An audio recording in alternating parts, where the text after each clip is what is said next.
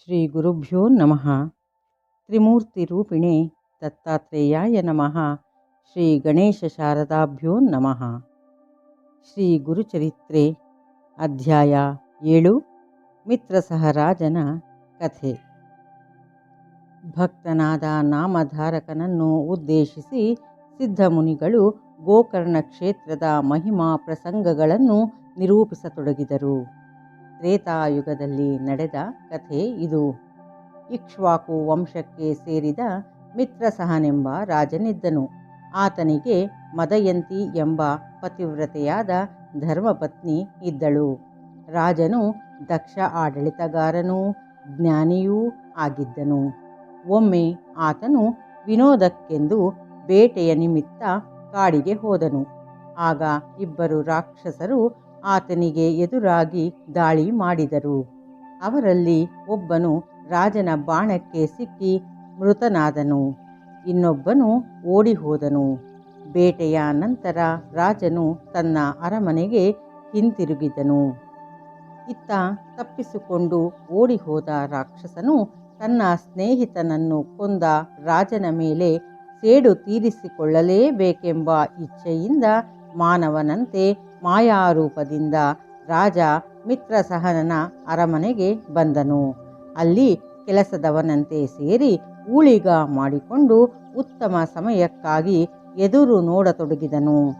ಹೀಗಿರಲು ಅವನೆಣಿಸಿದ ಕಾಲ ಒದಗಿ ಬಂತು. ಅಂದು ರಾಜನ ಅರಮನೆಯಲ್ಲಿ ಪಿತೃಶ್ರಾದ್ದ. ವಸಿಷ್ಠರು ಮೊದಲಾದ ಕುಲಗುರುಗಳೆಲ್ಲ ಆಹ್ವಾನಿತರು ಅಲ್ಲಿ ಬಂದು ಸೇರಿದ್ದರು. ಮಾಯಾವಿ ರಾಕ್ಷಸನು ಮಾನವನಂತೆ ಅಲ್ಲಿ ಊಳಿಗಕ್ಕೆ ಸೇರಿಕೊಂಡಿರುವ ವಿಷಯ ತಿಳಿಯದ ರಾಜನು ಅವನನ್ನು ಪಾಕಶಾಲೆಯ ಮೇಲ್ವಿಚಾರಣೆಗೆಂದು ನೇಮಿಸಿದ್ದನು. ಈ ಸಂದರ್ಭವನ್ನು ಉಪಯೋಗಿಸಿಕೊಂಡ ಆ ಮಾನವ ರೂಪಿ ರಾಕ್ಷಸನು ಅಂದಿನ ಅಡುಗೆಯಲ್ಲಿ ನರಮಾಂಸವನ್ನು ಬೆರೆಸಿ ಅಲ್ಲಿಂದ ಕಣ್ಮರೆಯಾದನು. ಶ್ರಾದ್ದ ಮುಗಿದ ನಂತರ ಬ್ರಾಹ್ಮಣರು ಭೋಜನ ಶಾಲೆಯಲ್ಲಿ ಕುಳಿತರು. ಮಾಡಿದ ಅಡುಗೆಯನ್ನು ಬಡಿಸಲು ಮುಂದಾದಾಗ ಭೋಜನ ಪಾತ್ರೆಯಲ್ಲಿ ತುಂಬಿದ್ದ ನರಮಾಂಸವನ್ನು ಕಂಡು ಋಷಿಗಳು ರಾಜನ ಮೇಲೆ ಸಿಟ್ಟಿಗೆದ್ದರು. ವಸಿಷ್ಠರು ಕೋಪಾವಿಷ್ಠರಾಗಿ, ದುರಾತ್ಮ, ನೀಚ, ನೀನು ರಾಜ, ಆದರೆ ನೀನು ಮಾಡಿದ ಈ ಪಾಪಕೃತ್ಯದಿಂದ ರಾಕ್ಷಸ ಜನ್ಮ ತಾಳು ಎಂದು ಶಪಿಸಿಯೇ ಬಿಟ್ಟರು.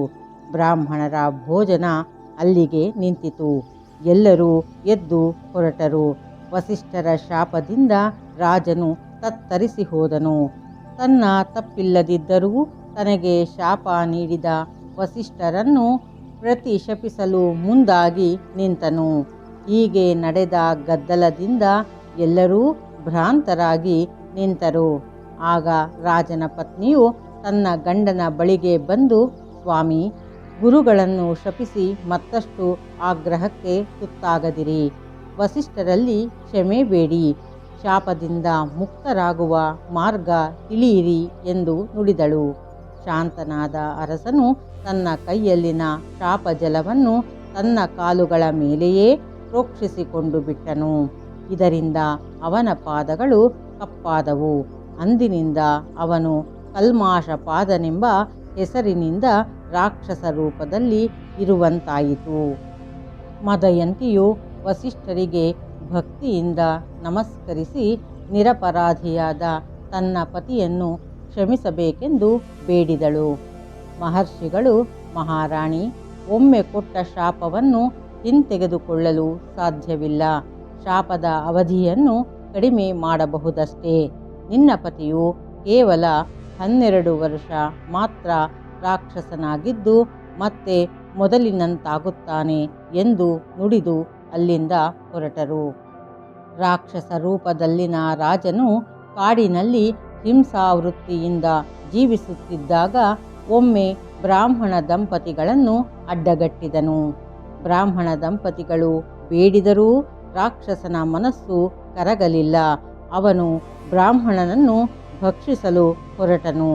ಆತನ ಪತ್ನಿಯು ಬೇಡಿಕೊಂಡರೂ ಬಿಡದೆ ಬ್ರಾಹ್ಮಣನನ್ನು ತಿಂದು ಅವನ ಮೂಳೆಗಳನ್ನು ಅಲ್ಲಿಯೇ ಬಿಟ್ಟನು. ಆಗ ಬ್ರಾಹ್ಮಣನ ಪತ್ನಿಯು ತನ್ನ ಪಾತಿವ್ರತ್ಯದ ಮಹಿಮೆಯಿಂದ ಈ ರಾಕ್ಷಸ ಪೂರ್ವ ವೃತ್ತಾಂತವನ್ನು ತಿಳಿದು, ಹೇ ಅಧಮನೆ, 12 ವರ್ಷಗಳ ನಂತರ ನೀನು ರಾಜನಾದಾಗ ನಿನ್ನ ಪತ್ನಿಯನ್ನು ಮುಟ್ಟಿದ ಕೂಡಲೇ ನಿನಗೆ ಸಾವು ಬರಲಿ ಎಂದು ಶಪಿಸಿದಳು. ಕಲ್ಮಾಷಪಾದನು ಕಾಡಿನೊಳಗೆ ಹೊರಟು ಹೋದನು. ಬ್ರಾಹ್ಮಣನ ಪತ್ನಿಯು ತನ್ನ ಪತಿಯ ಅಸ್ಥಿಗಳನ್ನು ಸೇರಿಸಿ ಅದರ ಜೊತೆಗೆ ತಾನೂ ಚಿತೆಗೆ ಹಾರಿ ಸಹಗಮನ ಮಾಡಿದಳು. ಹೀಗಿರಲು ವಸಿಷ್ಠರ ಶಾಪಾವಧಿ ಮುಗಿಯಿತು. ರಾಜನು ತನ್ನ ಅರಮನೆಗೆ ಹಿಂತಿರುಗಿದರೂ ಬ್ರಾಹ್ಮಣ ಪತ್ನಿಯ ಶಾಪವನ್ನು ಮರೆಯಲಿಲ್ಲ. ವಿಷಯ ತಿಳಿದ ಮಹಾರಾಣಿಯು ಚಿಂತೆಗೀಡಾಗಿ ದುಃಖಿಸಿದಳು. ಮಕ್ಕಳಿಲ್ಲದ ತಮಗೆ ಸದ್ಗತಿಯೂ ಇಲ್ಲವೆಂದು ತಿಳಿದು ಪ್ರಾಣತ್ಯಾಗ ಮಾಡಲು ಸಿದ್ಧಳಾದಳು. ಆದರೆ ಕುಲಪುರೋಹಿತರು ತೀರ್ಥಯಾತ್ರೆ ಮಾಡುವುದರಿಂದ ಬ್ರಹ್ಮಹತ್ಯಾ ದೋಷವು ನಿವಾರಣೆಯಾಗುವುದೆಂದು ತಿಳಿಸಿದರು. ಅವರ ಸೂಚನೆಯಂತೆ ರಾಜನು ತೀರ್ಥಯಾತ್ರೆಗೆ ಹೊರಟು ಮಿಥಿಲಾ ನಗರದ ಬಳಿ ಬಂದು ಅಲ್ಲಿನ ಮರವೊಂದರ ಬಳಿ ವಿಶ್ರಮಿಸಿದನು. ಆಗ ಕರಾಳ ರೂಪವೊಂದು ಅವನನ್ನು ಹಿಂಬಾಲಿಸುತ್ತಿತ್ತು. ತನ್ನ ದುರವಸ್ಥೆಯ ಬಗ್ಗೆ ಯೋಚಿಸುತ್ತಿದ್ದ ರಾಜನಿಗೆ ಗೌತಮ ಮಹರ್ಷಿಗಳ ದರ್ಶನವಾಯಿತು.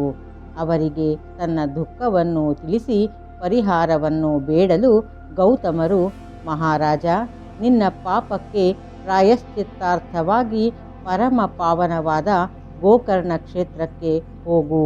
ಅಲ್ಲಿ ಗಣಪತಿಯು ಸ್ಥಾಪಿಸಿದ ಆತ್ಮಲಿಂಗವಿದೆ ಎಂದು ಕ್ಷೇತ್ರ ಮಹಿಮೆಯನ್ನು ತಿಳಿಸಲಾರಂಭಿಸಿದರು. ಮಹಾಬಲೇಶ್ವರ ಮಂದಿರದ ಪೂರ್ವದ್ವಾರದಲ್ಲಿ ಸೂರ್ಯಚಂದ್ರರು, ದಕ್ಷಿಣದಲ್ಲಿ ಯಮ ಅಗ್ನಿದೇವತೆಗಳು, ಪಶ್ಚಿಮದಲ್ಲಿ ಗಂಗೆ ಮತ್ತು ವರುಣದೇವನು, ಉತ್ತರದಲ್ಲಿ ವಾಯು, ಕುಬೇರ ಮತ್ತು ಭದ್ರಕಾಳಿ ಸನ್ನಿಹಿತರಾಗಿದ್ದಾರೆ.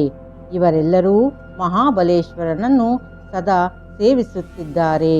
ದೇವತೆಗಳು, ಮುನಿಗಳು, ಯಕ್ಷ, ಕಿನ್ನರ, ಕಿಂಪುರುಷರು, ಗಂಧರ್ವ, ವಿದ್ಯಾಧರರು, ಸಿದ್ಧರು, ಪಿತೃಗಳು, ಶೇಷನೇ ಮೊದಲಾದ ನಾಗರು, ಪಿಶಾಚ, ಬೇತಾಳ ಮೊದಲಾದ ಗಣಗಳು ಶಂಕರನನ್ನು ಇಲ್ಲಿ ಸದಾ ಸೇವಿಸುತ್ತಾರೆ. ಗೋಕರ್ಣದಂತಹ ಕ್ಷೇತ್ರವು ಭೂಮಂಡಲದಲ್ಲಿಯೇ ಬೇರೊಂದಿಲ್ಲ.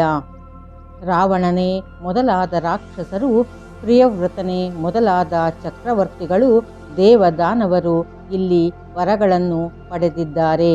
ಅಮಾವಾಸ್ಯೆ, ಸಂಕ್ರಮಣ, ಪರ್ವಕಾಲಗಳು, ಆದಿತ್ಯ, ಸೋಮ ಹಾಗೂ ಬುಧವಾರಗಳಂದು ಇಲ್ಲಿ ಸಮುದ್ರ ಸ್ನಾನ ಮಾಡಿದವರು ಅನಂತ ಪುಣ್ಯ ಭಾಗಿಗಳಾಗುತ್ತಾರೆ.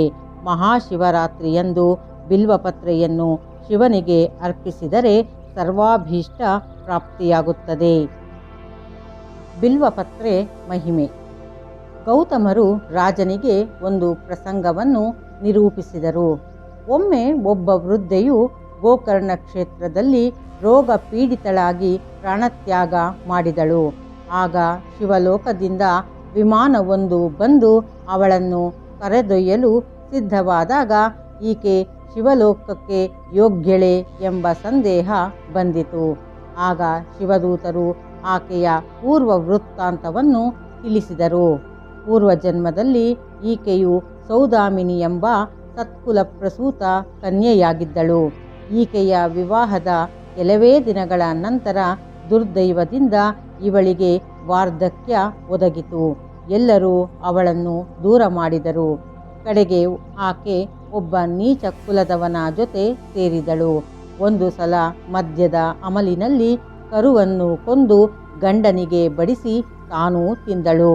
ನಂತರ ಗೋಹತ್ಯೆ ಮಾಡಿದೆನೆಂದು ತಿಳಿದು ಭಯದಿಂದ ಅದರ ರುಂಡ ಮುಂಡಗಳನ್ನು ಬಚ್ಚಿಟ್ಟಳು. ಕೆಲವು ಕಾಲದ ನಂತರ ಅವಳು ಸತ್ತು ಹೋದಳು. ಗೋಹತ್ಯಾ ಪಾಪದಿಂದ ಅವಳು ಕ್ರೂರ ನರಕವನ್ನು ಅನುಭವಿಸಿ ನಂತರ ಭಿಕ್ಷುಕಿಯಾಗಿ ಜೀವಿಸಬೇಕಾಯಿತು. ಊರೂರು ಅಲೆಯುತ್ತಾ ಮಹಾಶಿವರಾತ್ರಿಯಂದು ಗೋಕರ್ಣವನ್ನು ತಲುಪಿದಳು. ಅಂದು ಉಪವಾಸದ ದಿನವಾದ್ದರಿಂದ ಯಾರೂ ಅವಳಿಗೆ ಭಿಕ್ಷೆ ನೀಡಲಿಲ್ಲ. ಕಡೆಗೆ ಒಬ್ಬಾತನು ತನ್ನಲ್ಲಿದ್ದ ಬಿಲ್ವಪತ್ರೆಯ ಗೊಂಚಲನ್ನು ಆಕೆಯ ಪಾತ್ರೆಗೆ ಹಾಕಿದನು. ಇದನ್ನು ತಿನ್ನುವುದೇ ಎಂದು ಕೋಪದಿಂದ ಅವಳು ಎಸೆದಾಗ ಅದು ಆಕಸ್ಮಿಕವಾಗಿ ಶಿವಲಿಂಗದ ಮೇಲೆ ಬಿದ್ದು ಅಯಾಚಿತವಾಗಿ ಅದರ ಫಲವು ಅವಳಿಗೆ ದೊರಕಿತು. ಆದ್ದರಿಂದ ನಾವು ಅವಳನ್ನು ಒಯ್ಯಲು ವಿಮಾನವನ್ನು ತಂದಿದ್ದೇವೆ ಎಂದರು. ಹೀಗೆ ಚಂಡಾಲ ಸ್ತ್ರೀಯು ಮೋಕ್ಷ ಪಡೆದಳು ಎಂಬಲ್ಲಿಗೆ ಮಿತ್ರಸಹನಿಗೆ ಗೌತಮ ಮಹರ್ಷಿಗಳು ಹೇಳಿದ ಗೋಕರ್ಣ ಕ್ಷೇತ್ರದ ಮಹಿಮೆಯನ್ನು ಸಿದ್ಧಮುನೀಂದ್ರರು ನಾಮಧಾರಕನಿಗೆ ಹೇಳಿದರು ಎಂಬಲ್ಲಿಗೆ ಮಿತ್ರಸಹ ರಾಜನ ಕಥೆ ಎಂಬ ಶ್ರೀ ಗುರುಚರಿತ್ರೆಯ 7ನೆಯ ಅಧ್ಯಾಯವು ಸಂಪೂರ್ಣವಾಯಿತು. ಶ್ರೀ ಗುರುಭ್ಯೋ ನಮಃ.